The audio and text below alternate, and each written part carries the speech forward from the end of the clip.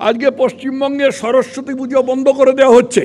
আজকে পশ্চিমবঙ্গে একটা গ্রামে নোটিশ পড়েছে যেখানে গান বাজনা করা বারণ, আদেশ অনুসারে। কার আদেশ অনুসারে? মসজিদ কমিটির আদেশ অনুসারে এই গ্রামে গান বাজনা করা বারণ, কিন্তু এতে কোনো কারুর হেলদোল হয় না। এ তো হতেই পারে, ওদের ধর্মটাই ওরকম, কি আর করা যাবে। কুকুর পায়ে কামড়ালে কি আমি কুকুরকে গিয়ে কামড়াবো? এইসব নানা রকম কুযুক্তি আসে।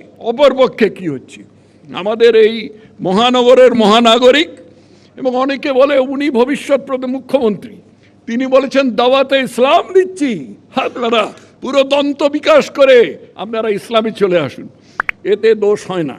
এই নির্লজ্জ তোষণের, ধর্মীয় তোষণের মক্ষীরানী, তিনি বাজেটে শিক্ষা খাতে ব্যয় বরাদ্দ করেছেন 41,000 কোটি টাকা। তার মধ্যে মাদ্রাসা শিক্ষাতেই 13%, অর্থাৎ 5,600 কোটি টাকা। মাদ্রাসায় শিখে কি ছাত্ররা কোনো রকম ইমাম হওয়া ছাড়া আর কোনো কাজ করতে পারবে? তাদের কি আমরা ইমাম হওয়ার শিক্ষা দেব? তাদের কি আমরা স্বাভাবিক জীবনে অঙ্ক, ইংরেজি, কম্পিউটার যেগুলো সাধারণ ছেলেদের শেখানো হয় সেই সব ব্যাপারে শিক্ষা দেব না? আরবি, ফার্সি, উর্দু এগুলো শেখাতে হবে বিশেষ করে। এর কোনো জবাব কিন্তু মক্ষীরানী দিতে পারে।